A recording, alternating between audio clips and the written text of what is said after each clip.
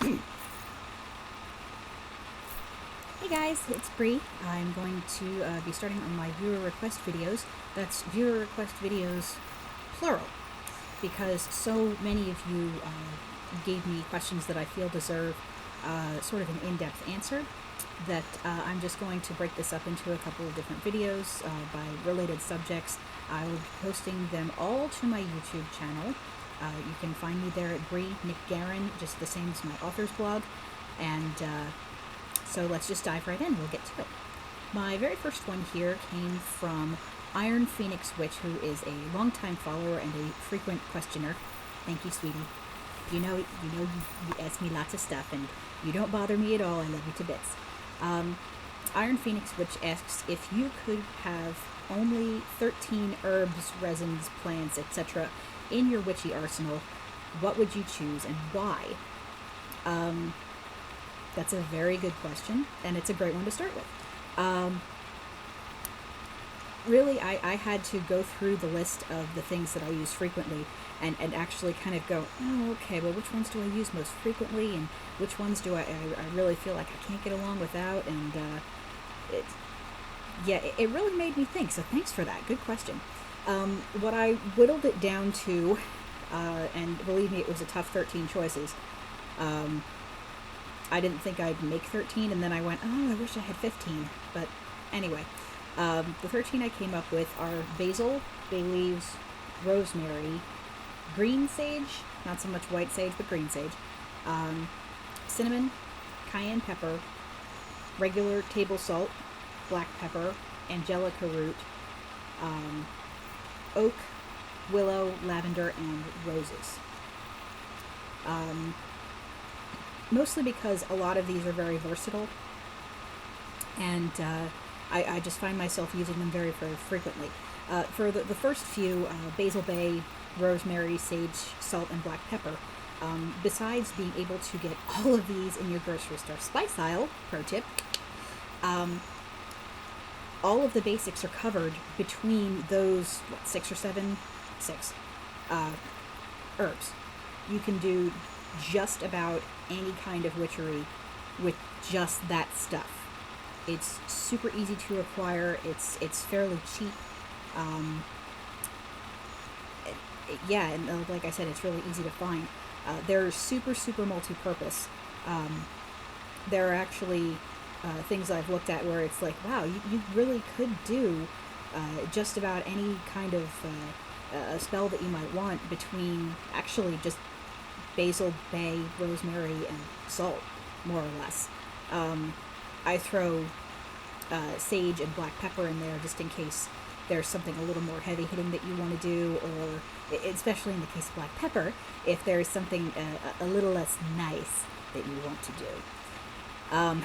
Cinnamon and cayenne pepper are super good for any sort of catalyst work that you want to do, if you want things to work quickly, if you want them to work with a lot of extra punch. Cinnamon especially is really good for any sort of luck or fortune spells and money spells. And cayenne, as my longtime followers would know, is my absolute favorite thing to use for any kind of baneful magic. It's so simple and versatile, and it packs a whole lot of punch. And for anyone who's ever had something with too much cayenne pepper in it for their liking, you know what I'm talking about. Just picture that in magic, and it really works quite well. Angelica root is the one on there that is a little less common than some of the others, but I have been using angelica root for, I want to say, like pretty much the entire time that I've been a witch, especially with my herb magic. Angelica root is one of the strongest protective herbs that is out there. You do have to kind of go to a specialty site or a witchy type store sometimes to find it. But if you want really strong wards, if you want really strong barriers, if you want banishing, if you want basically anything that says keep this space safe and keep this nasty stuff out of it, that's what you want to use, and that's what I always use. That is my go-to herb for any sort of protection. It's, oh, where's the Angelica? Boom, there it is. Oak and willow are the two woods that I use most often. They are on my shelf of herbs.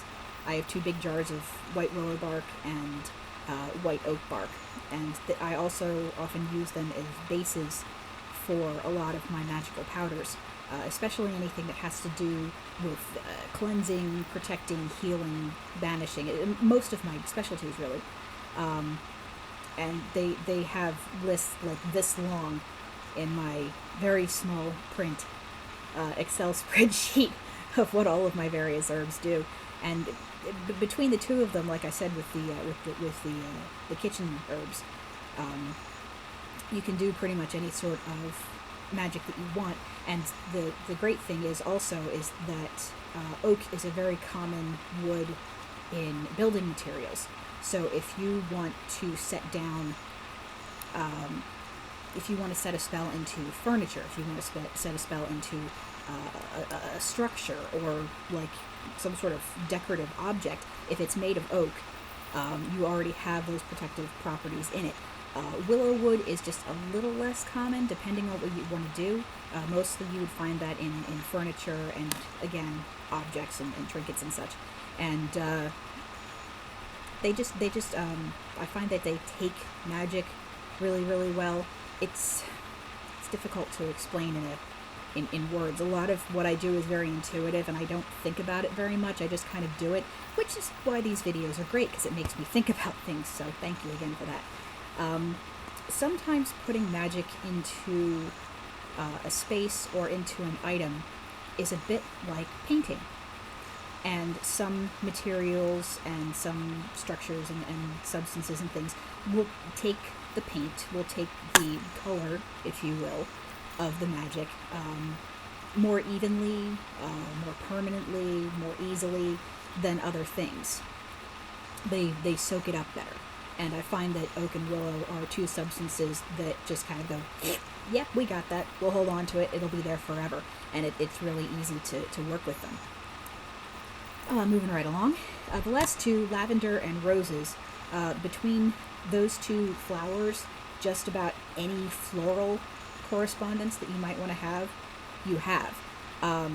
Lavender is something that I grow on my windowsill garden over there, which Penny needs to be out of. Penny. Good girl. The shit's eating my woodruff. Anyway, yes, so lavender is a super useful witchy herb. You can do all kinds of stuff with the flowers. You can do all kinds of stuff with the stems. And it smells really, really good. And it's great for headaches. In addition, roses, here's another pro tip for you. Roses can be substituted for any flower when you're working magic. So you say, oh, I want to do this thing, but I don't have tulips, or I don't have borage, or something like that. I don't have this one particular flower. Grab some roses. They're, they might be a little expensive for some folks, and depending on where you get them, they might not be, super, super high quality, but they don't really need to be, which is the other great thing.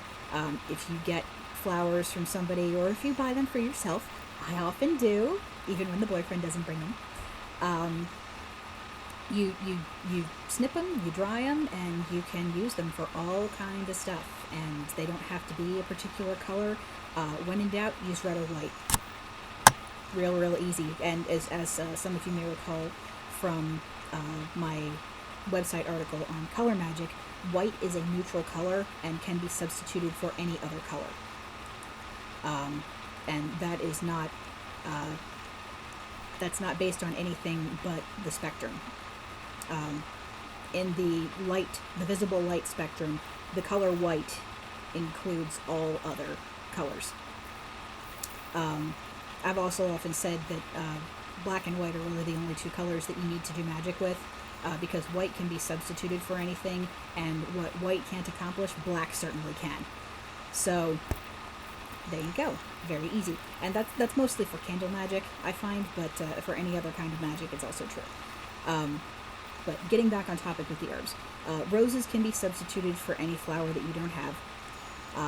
And rosemary, which I mentioned before, can stand in for any regular herb that you don't have. It's kind of a blank slate, and excuse me, since it has such versatile properties, you can use it for pretty much anything. It's really super awesome. So those are my 13, and like I said, it was tough to whittle it down to 13. I really wish that it could have been like one or two more, but I said to myself, well, if I could pick 2 more, it'd probably be apples or potatoes, just because they're really good for simple poppet magic, and apples are also super versatile for many, many things.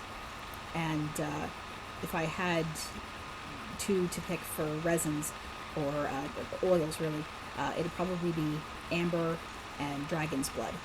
Those are the 2 that I find myself using most often. It's simply because, I have them to hand. They're easy to acquire for me, and I just have a bunch of them sitting around. Amber is really good for all of the luck and money stuff, or just to give something a little bit of extra oomph.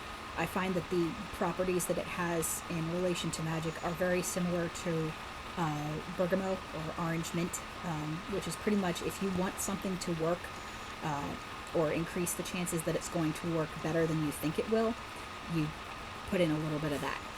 And dragon's blood, of course, as we all know, is the all-purpose oil for any kind of magical punch, and it also makes things smell really, really good. I try not to use too much of it, and I try not to recommend it too frequently, because the tree from which the resin comes is being over-harvested. So if you can get dragon's blood oil that's just the scent and isn't it doesn't involve using too much of the resin, that's more ecologically responsible than if you just buy huge chunks of the resin, which is getting expensive and harder and harder to find. So in that vein, dragon's blood is a little bit like white sage. It's become so popular that it's being over-harvested, and the species can't recover and grow more plants as quickly as we are harvesting it. So, witch responsibly. There's your tip for the night. There's me getting off my soapbox. So that's viewer question video number 1. Thank you very much, IronPhoenixWitch, for your question. And I will see you guys in the next one, which will be posted very shortly.